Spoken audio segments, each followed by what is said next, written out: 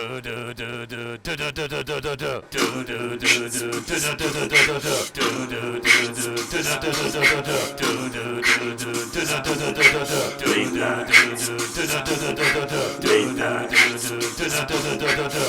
night.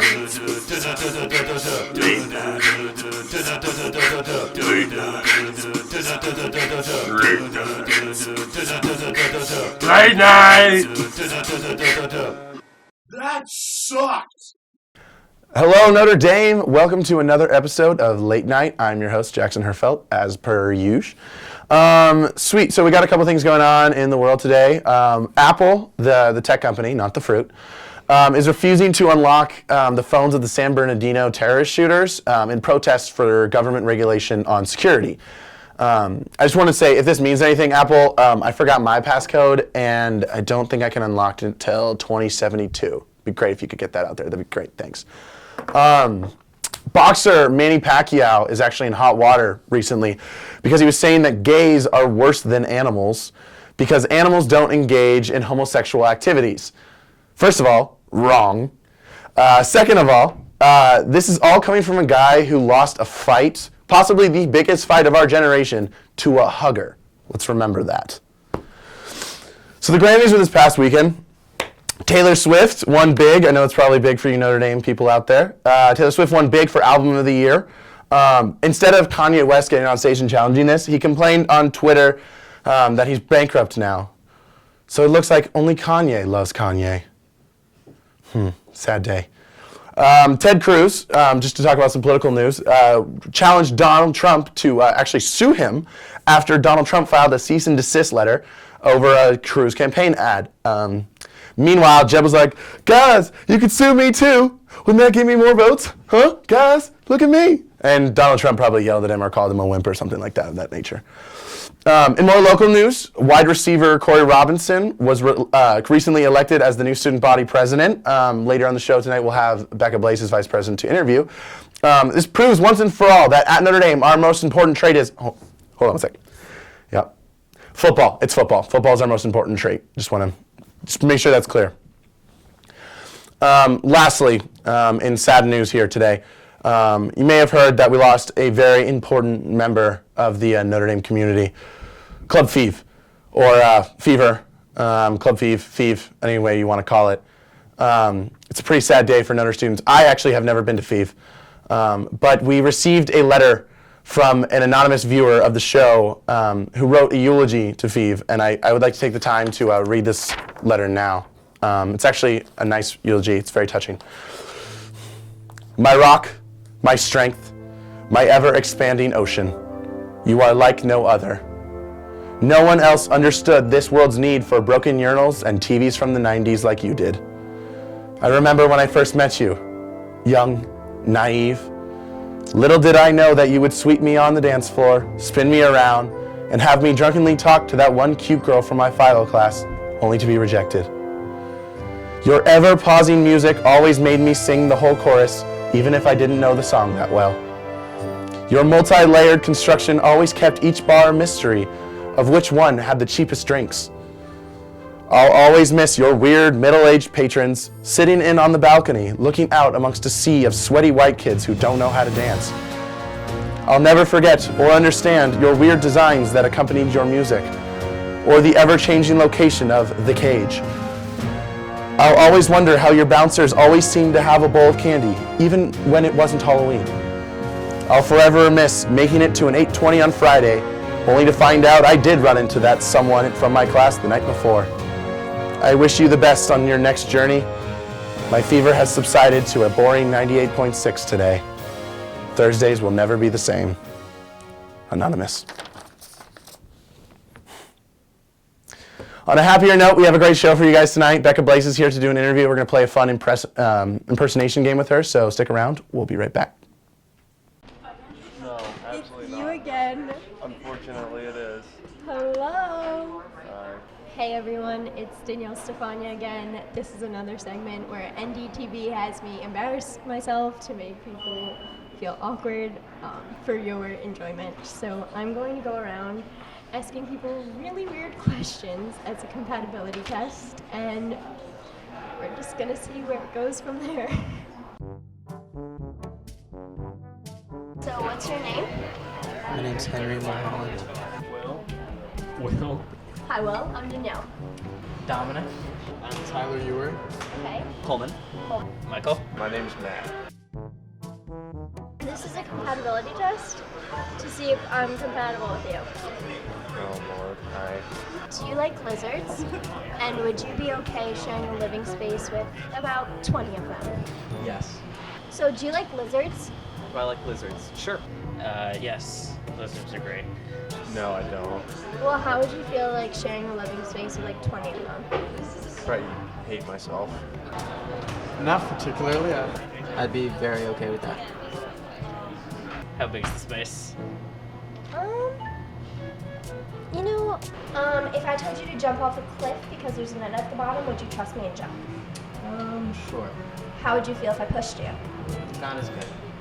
I think we just met, so I don't know, but probably not. Well, what about if I just pushed you? Well, that wouldn't be cool, but I wouldn't have a say in it, so I'd just be falling. Okay, going with the flow. Yes. Okay, well, how would you feel if I pushed you? I'd let you push me. I'd still go. I'd still go for it. That's so sweet. Okay. No, I wouldn't. What about if I just pushed you? Then why would I need to trust you if you just pushed me? Well, would you trust me if I just pushed you that there would be a net to catch you? Sure. Okay, good. I wouldn't push you if there wasn't a net. So, That makes me feel better. okay. Do you want kids? Yes. Sure, yeah. How about 20 of them? Like one for every lizard? Pass. There is no pass. Okay, how about 20? Like one for every lizard. That way they have friends, of course. My friends, perfect. Okay, yes. That's cool. I'd like to have any kids, but I don't know. I want to Okay. take care of them all. No. It has absolutely no. Why not? Sure. More kids, more fun, more lizards, more fun. Of course. So, do you enjoy cutting other people's toenails? No. That's heartbreaking. I know, it's a deal breaker. Yeah, it is. No. You're really letting me down, Will. If I had an extra body part, which one would you find? Like, what would you want it to be? Which would you find the most attractive? 3 years would be nice. That would make me a really good listener. Finger. I would probably say eye. Yeah? Yeah, Where would you put an extra eye?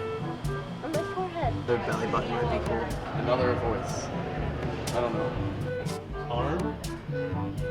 A third arm. Arm? That's what the last guy said. Notre Dame has got an arm fetish. Who would have thought the fun is not lit on a Thursday? Hate to see it. Well, just something that you should know about me, like straight up, I'm not really a one-man woman. So what would you do to ensure that I wouldn't cheat on you? Super glue a GoPro to your forehead and have a live feed on my phone. I don't know that I would, be with you in the first place if you're not that kind of person. But I'm fabulous. No one else would want 3 years on their woman, so. Just tear my confidence down. Ask you not to? I don't know if that's really gonna work. Buy you a lot of lizards? I like the sound of that. So, do you have any female friends? Yes. So, would you mind wearing a bag over your head every time you see your female friends? What? So what's the color of the bag? Is it like a brown paper bag? No, I wouldn't. Every Thursday, I like to eat pig's liver for dinner, and would you mind, adding this to your diet? I would be willing to try it for you. Sure. Wow. Maybe. If you had to give birth to any one animal, what would it be? Lizard? Too much. A West Highland White Terrier dog. A dolphin. Lizards. Why? Do you not like lizards anymore now? I'm not a fan of lizards. And if I was a Starbucks drink, what would I be and why? Caramel frappuccino because you're sweet. Probably some kind of dark roast because I sit in bed all night cringing at all of the times I've been on NDTV that you've had to interview me you know what? I just sit there in bed, crying to myself. I'm just walking around trying to look for love in all the wrong places. I'm never gonna study in LaFun again now because of this. Like, you realize that. Hello, Notre Dame. Welcome back. I'm here with Becca Blaise, the current student body vice president-elect. She was just elected last week? Yeah. Yeah, it's been a week.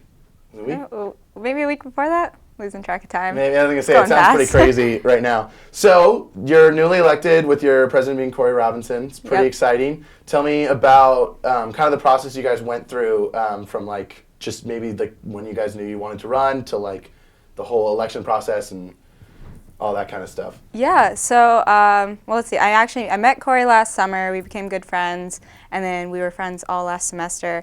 And let's see, around November, people started kind of coming up to me and asking me about what I wanted to do in student government and how I wanted to proceed there. And I had this idea of, running, but I didn't have the right person for it. And I was such good friends with Corey, and I had this idea that like Corey would be perfect for the job. But, he was actually going to graduate. Mm-hmm. So I was like, well, ship has sailed there. But I asked him anyway, and I was like, well, just put it on your radar. And he was like, yeah, I'm graduating.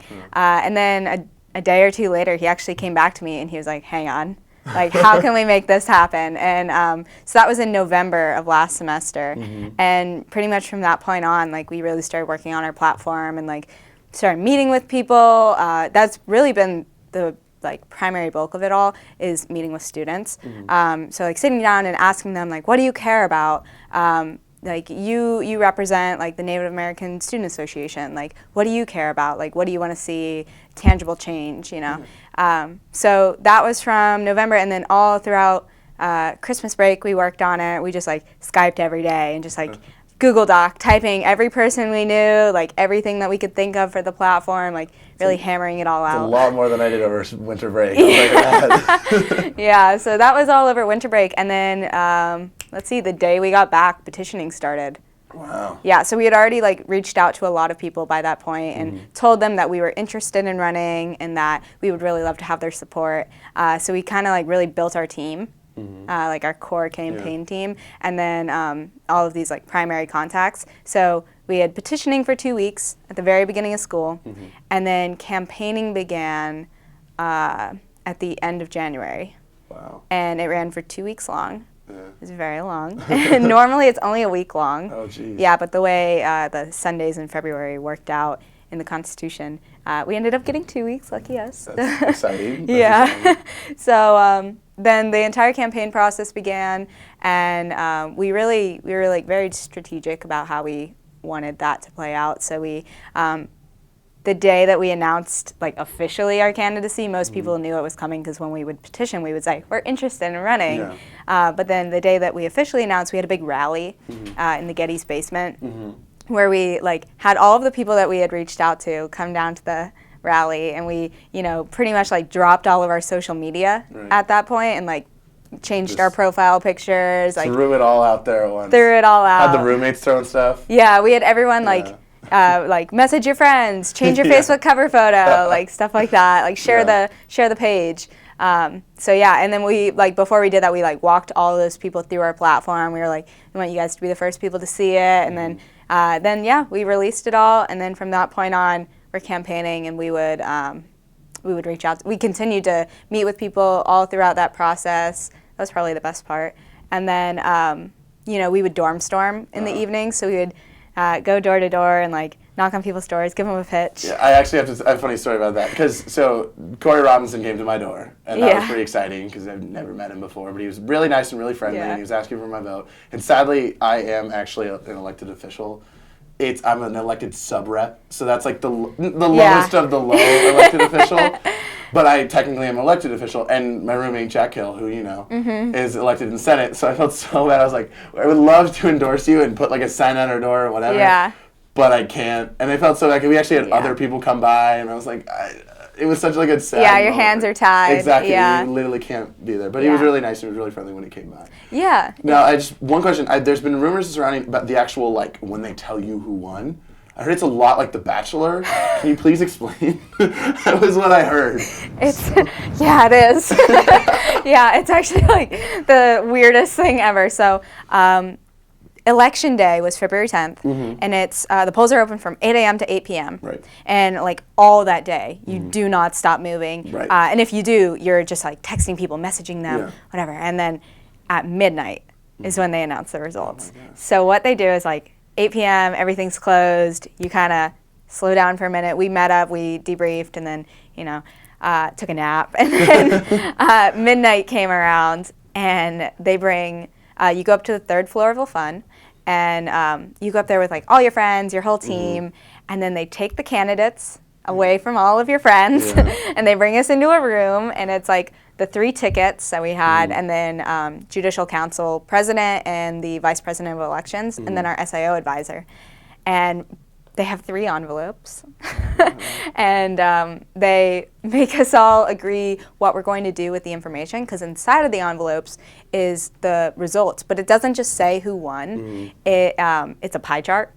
Oh, of like with like the voter breakdown. Oh gosh. Yeah, so then you have to agree what to do with that data. So technically, if you wanted to, you could leave that room and say like, I got this big of a percent of the vote, or this small of a percent, and you could just, because the observer is like waiting outside. Yeah. Yeah, obviously. so you could do that, but like the other, we decided out of respect for one another that we would not just like say whatever the results were, because we didn't know at that point. Right. So completely unsure of what they would be, but we decided we'd at least give ourselves that night to sleep, and then Judicial Council releases them the next morning. Right. Yeah, so we all had to agree on that, and then they handed us each our envelope, and they said we could open our envelope, and we very dramatically like pull out the paper, and then you see the breakdown. Oh wow. And then you know who lost, who won, if you're going into a runoff. That's really exciting. Yeah, so I was like very happy. Yeah, no, you guys. From the percentage breakdown I saw, you guys killed it. You guys won by a large margin. That sounds like homecoming, when they give you like the roses, and like whoever has the yellow rose is like the homecoming queen. That's like, or the whatever. Oh, we didn't. That's what they did in my high school. It's like they give each individual like candidate a rose, and inside whoever had like the red rose was the queen. So like that's how it worked. So you That's like dramatic. opened up your boxes, and then if you got the red rose, it was a really weird process. Yeah. So having won and everything, what do you guys do from like this point on? So like, are you just gonna be like? Are you guys kind of like just in waiting, like in, waiting period right now, Yeah. or are you guys not starting until you get back? Like, what's the whole process from now on? Yeah, so let's see. February 10th, we had pretty much that weekend to sleep, and then starting the following Sunday, we began transition. So we're super lucky. Brian and Nydia, the current student body president and vice president, they're the coolest people. They're wonderful. And so we meet with them several times a week to, go over. We meet with them individually, the person who has our position, and then we meet with them together, where they just they give us information on, anywhere from office, working relationships to this is what you need to do at the financial management board.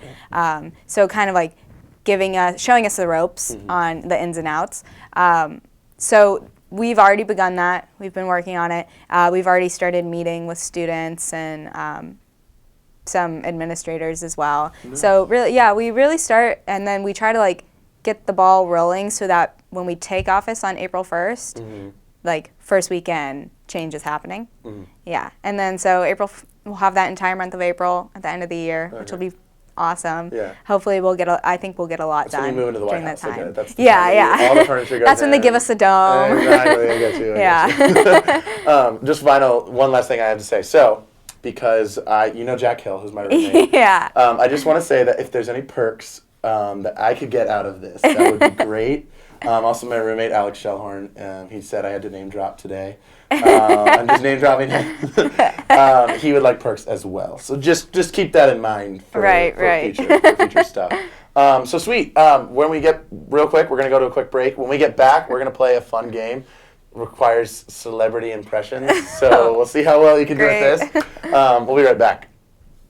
Welcome back, Notre Dame. I'm here with Becca, Blaise, Student Body Vice President-elect. We're going to play a fun little game. So this is called Celebrity First Impressions. So basically how it works is we have a hat full of 6 celebrities. We're going to draw one, and we're going to try to do our best impression on the spot of them as we can. Now, I understand that some of us might have no clue who these celebrities are or anything like that. So basically, you can do it like charades, where you can like sound, but basically you can only talk or act like them, if that makes sense. Okay. So you have to give clues to figure out who the celebrity is. So All right. Try to go for the impression, but if you can't, just give a lot of clues so you can think of, sound out their name, however Rhyme you want to do it. it. You being our guest, I'll let you draw first. Okay. Draw a name. I'm going to try to, I won't look at it, cover it up, do what you need to do, and then give Oh me. my god. Okay. You ready?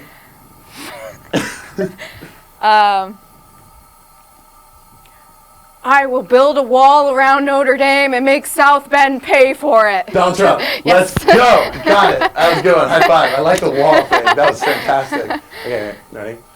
Okay. Okay, here we go. Oh, geez. Yeah. I saw that movie lately. It was a great film. Great film. It was fantastic. Absolutely fantastic. Oh, I'm in this movie now with Ben Stiller. Oh, it's great movie. Are you Robert De Niro? No, not quite. Not quite. Okay, what can I think of? I was in a movie with Vince Vaughn. I'm in a movie with Vince Vaughn a lot. I have a brother, he's famous too. Are you Alec Baldwin? Younger, blonde. Oh, you're Owen Wilson. There we go, got it. Try my best. That's okay. Sorry. That's That was good though. Thank you. Okay, cool. There we go. Okay. Oh, I know who this is. It's a Cards Against Humanity card. Okay. That's helpful. Okay, I'm not going to say it because it's probably too inappropriate to put on I television. honestly don't know. I just hear the name all the time. Do you want to sound out the name for me? So Sounds the like... last name is like an action. Okay. So it's a step below running. It's Jogging? a step below jogging. Walking? Christopher Walken. Yeah. Yes, there was a commercial with him in the Super Bowl that was, they made a joke about a walk-in closet. And Yes. I thought that was funny. Anyway, okay. Oh God, this is gonna be fun. Oh God, this is gonna be awful. Oh my God, I'm so happy to have a baby child and like take care of it. And I'm a singer. I don't know if you know me. I went crazy for a while. I did shave my head. Are you Britney Spears? Yes! I was like, do I sing? Do I go with... So yeah, I decided to go with Britney Spears. Interview Britney. Okay, last one for you. All right. Let's see how this goes. Oh my God. So I have this new challenge for your lips. Kylie Jenner. Yes! Yes! My lips got me like right away. Okay, I got the last one. It's actually any Kardashian. Any Kardashian? Okay, well, I'm good enough. Okay, cool. Oh God, here we go. I'm ready for this one. All right, we need to take the American people. We gotta give the college students free education. Bernie Sanders. There we go. I'm always working for the middle class. I'm there for them. I'm doing what I can. I gotta do the hair. Hold on, I gotta get my hair. I know, I was gonna do it. Come over. There we go. All right, that's all we got today. Becca, I want to thank you for coming on. That was a lot of fun. Thank you for having me. Thank you for doing this crazy game with us. Some of the impersonations were better than others. That's got it. totally good. But yeah, I want to thank you so much. Thank you guys for watching. I appreciate it. Thank you. Awesome. We're done. Late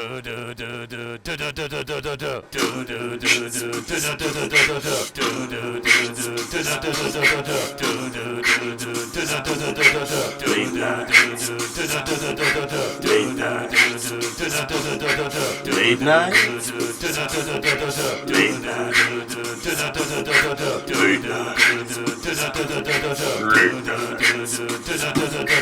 Late night.